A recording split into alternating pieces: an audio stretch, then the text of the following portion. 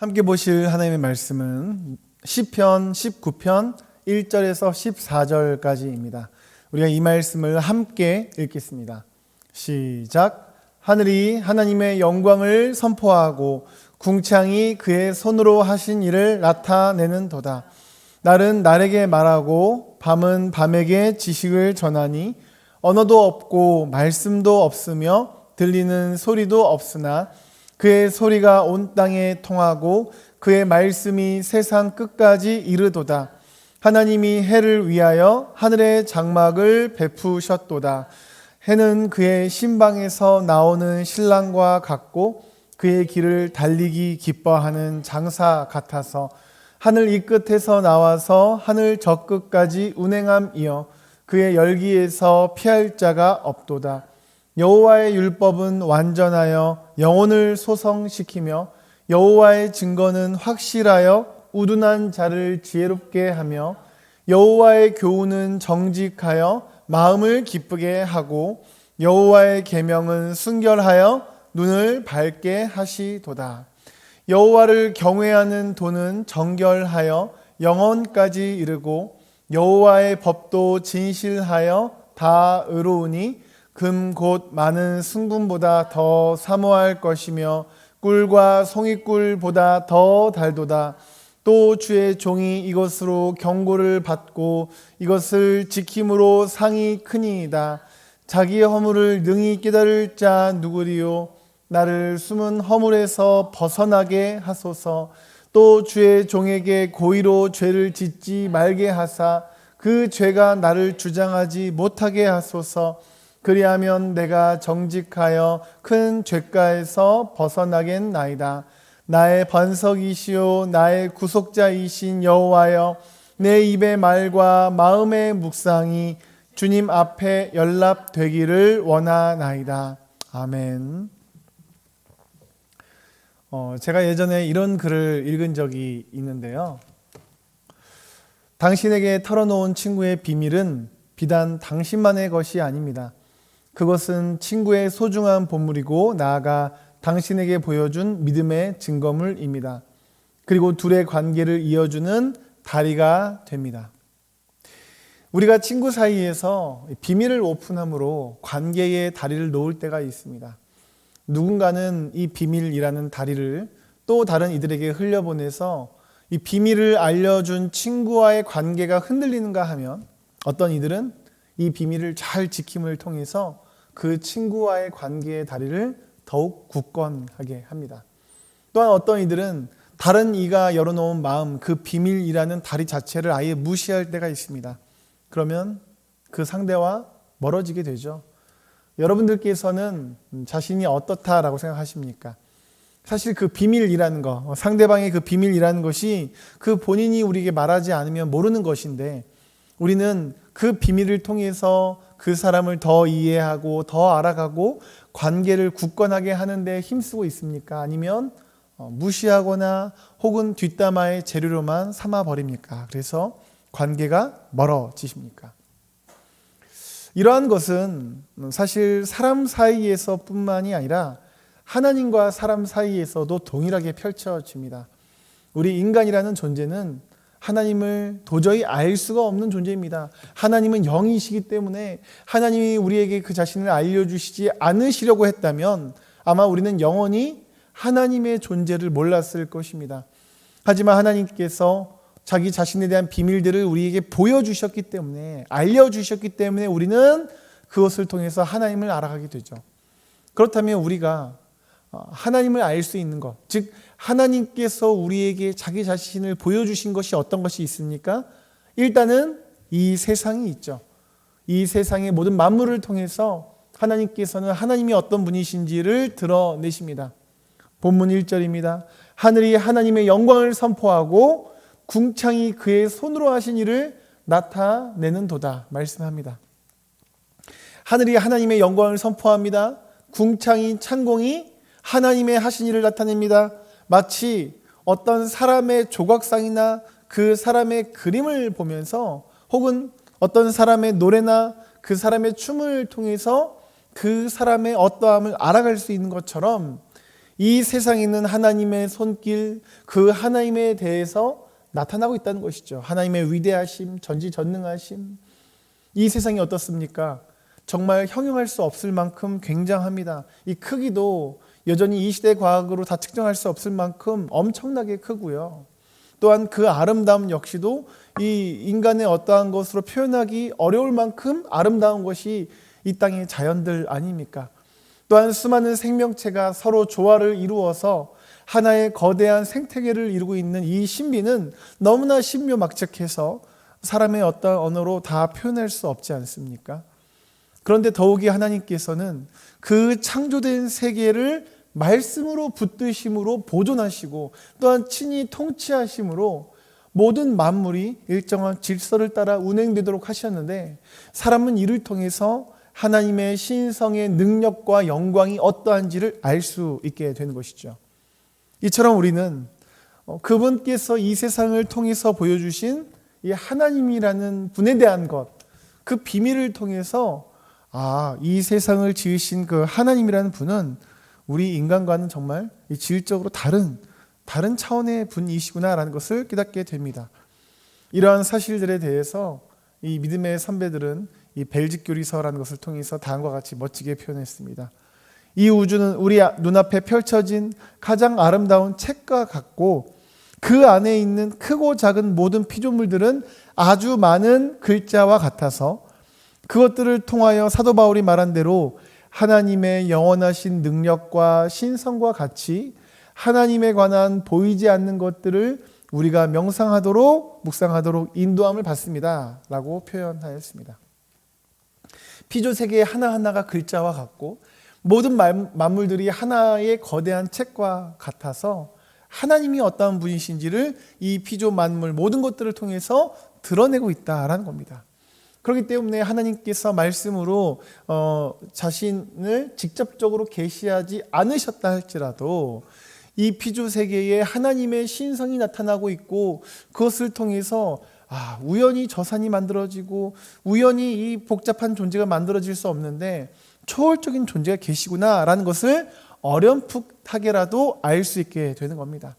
그러므로 그 누구도 이 초월적 존재 하나님에 대해서 나는 전혀 알 수 없었다라고 핑계할 수가 없습니다. 로마서 1장 20절 이렇게 말씀합니다. 창세로부터 그의 보이지 아니하는 것들 곧 그의 영원하신 능력과 신성이 그가 만드신 만물에 분명히 보여 알려졌나니 그러므로 그들이 핑계하지 못할지니라 말씀하고 있습니다. 이렇게 하나님께서는 세상의 만물을 통하여서 자신이 어떤 분이신지 그 놀라운 비밀을 우리에게 알려주셨습니다. 하지만 타락한 인간은 그 자연을 통해서 하나님을 발견하고 하나님께 나아가는 것이 아니라 때로는 그 자연 자체를 신으로 삼는, 우상 삼는 경우도 있었고 어떤 경우에는 아무 생각 없이 그저 그 자연만을 이용하며 파괴하기만을 합니다. 하나님께서는 하나님이 어떤 분이신지 우리에게 보여주셨지만 마음을 여셨지만 그 비밀을 우리는 그분과의 관계의 다리로 연결하지 않고 그 비밀을 소홀히 여겨서 하나님을 외면해버린 모습들이 얼마나 많습니까? 그 이유가 무엇일까요? 우리가 죄인 되어서 그것들을 통해서만은 우리가 구체적으로 하나님을 완전히 다 알 수 없기 때문입니다. 그래서 하나님께서는 구체적으로 자신을 보여주시죠. 선택된 사람들에게 직접 말씀하셔서 자신을 계시하여 주십니다. 계시, 즉 하나님의 말씀을 통해서 우리는 하나님이 어떤 분이신지를 구체적으로 알아갈 수 있습니다. 자, 그렇다면 하나님의 비밀을 알게 된 이 계시받은 사람들, 즉 성경을 듣고 보고 알게 된 이들은 어떻게 지금 살아가고 있습니까? 의외로 하나님에 대한 이 비밀적인 계시, 그 성경을 통해서 하나님을 알게 된 사람들 중에서는 놀랍게도 그 비밀을 받았으면서도 불구하고 하나님을 알아가는 것에 대해서 별로 관심 없는 이들이 정말 많습니다. 그래서 하나님께서 비밀을 통하여 관계의 다리를 우리에게 내어주셨지만 즉 성경을 알았지만 그래서 하나님의 어떠하심에 대해서 알아가게 되었지만 여전히 그 비밀을 귀하게 여기는 것보다 그 하나님을 귀하게 여기는 것보다 세상에 대해서 알고 싶어하고 관심 있는 이들이 정말로 많습니다. 그래서 인터넷 뉴스를 볼 시간은 많이 있지만 하나님의 말씀을 볼 시간은 없다 합니다. 지인들과 연락하며 교제할 시간은 많지만 하나님과 영적 통화, 영적 교제, 즉 기도할 시간은 없다 합니다. 이것은 정말 그분들에게 시간이 없는 것일까요? 아니면 하나님의 말씀을 중요하지 않게 여기는 것일까요? 생각해 보겠습니다. 만약에 여러분께서 누군가에게 특별히 여러분들의 속마음을 털어놓았습니다. 앞으로 어떤 계획이 있는지, 그리고 여러분이 어떤 사람인지를 여러분들께서 진솔하게 말했어요. 그런데 그 속마음을 들은 분들이 여러분의 속마음과 계획을 별로 중요하게 여기지 않는 겁니다. 게다가 평소에는 그러한 진심 어린 말들을, 그러한 비밀들을 무시하다가 필요할 때만 나한테 와서 다시 나한테 마음을 열어달라 하고 다시 나에게 도와달라고 말을 합니다. 그렇다면 여러분들께서는 그분들을 향해서 어떤 마음을 가지겠습니까? 문제는 때때로 우리가 하나님을 향하여 이럴 때가 있다는 것이에요. 하나님께서 성경을 통해, 만물을 통해서 우리에게 자신의 비밀을 보이셨고 자신의 어떠하심, 또한 우리를 얼마나 사랑하시는지를 말씀하셨지만, 그래서 구체적인 그 하나님의 속마음, 그 놀라운 비밀들을 알았지만 그럼에도 불구하고 그 하나님의 뜻, 하나님의 어떠하심, 하나님의 말씀, 하나님께 기도함, 하나님을 우선순위 삼는 것을 무시하고 경시하는 모습이 우리 안에 있지는 않습니까? 우리가 분명히 기억해야 할 것이 있어요. 하나님께서 이 세상을 창조하셨고 이 세상을 이끌고 계신 분이라는 사실입니다. 그렇기 때문에 성경을 통해서 드러난 그분을 알아가는 것은 정말 이 세상 어떤 것보다 가장 중요하고 궁극적인 지혜라고 할 수 있을 것입니다. 그래서 오늘 본문 7, 8절에서 하나님의 말씀이 우리를 지혜롭게 한다 말씀합니다. 여호와의 율법은 완전하여 영혼을 소성시키며 여호와의 증거는 확실하여 우둔한 자를 지혜롭게 하며 여호와의 교훈은 정직하여 마음을 기쁘게 하고 여호와의 계명은 순결하여 눈을 밝게 하신도다.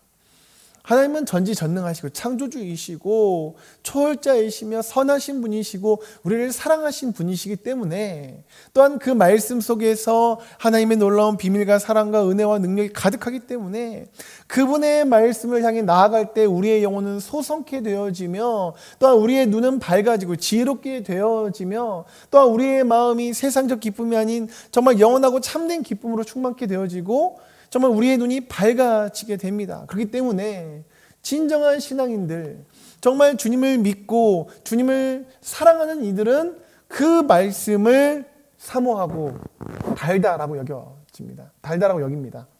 금 곧 많은 순금보다 더 사모할 것이며 꿀과 송이꿀보다 더 달도다.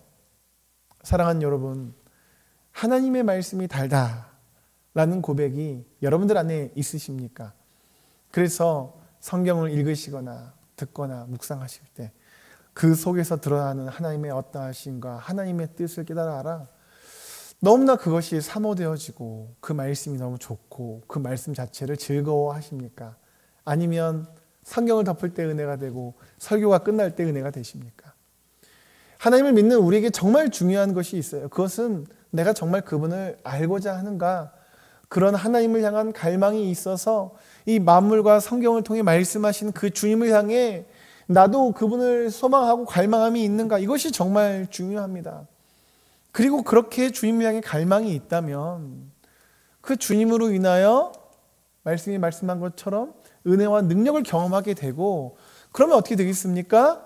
그 말씀을 따라 살아가게 되겠죠. 그 말씀에 내 자신을 드리게 되겠죠. 내 입술과 내 선택과 내 손과 발을 드리게 되겠죠.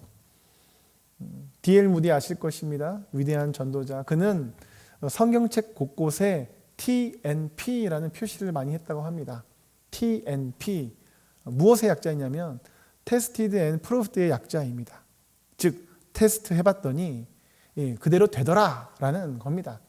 우리가 진짜 하나님을 믿고 그래서 그 하나님의 말씀을 온전한 마음으로 사모하게 되면 동시에 우리의 마음 가운데 그 말씀대로 살고자 하는 마음이 부어지게 돼요. 그럼 마치 D.L. 무디처럼 성경 말씀을 읽고 그 말씀대로 살아가기 시작합니다. 그 말씀을 붙잡으면서 말씀에 약속된 그 은혜와 능력들을 경험하게 됩니다. 이러한 것은 단순한 믿음의 어떤 실험이 아닙니다. 되나 안 되나 이 정도의 것이 아닙니다. 이것은 하나님의 말씀을, 그 마음을 내 마음과 삶에 가득 채움으로 하나님과의 관계 속에서 이제는 더 깊은 사랑의 관계로 들어가는 모습입니다. 그래서 시편 기자는 이 시편 19편에서 이 자연 만물을 통해 하나님이 어떠하심을 알았고, 또한 성경을 통해서 하나님을 아는 참된 지혜를 누리자라고 고백을 한 겁니다. 그러면서 우리가 읽었던 마지막 14절에서 이렇게 고백을 합니다.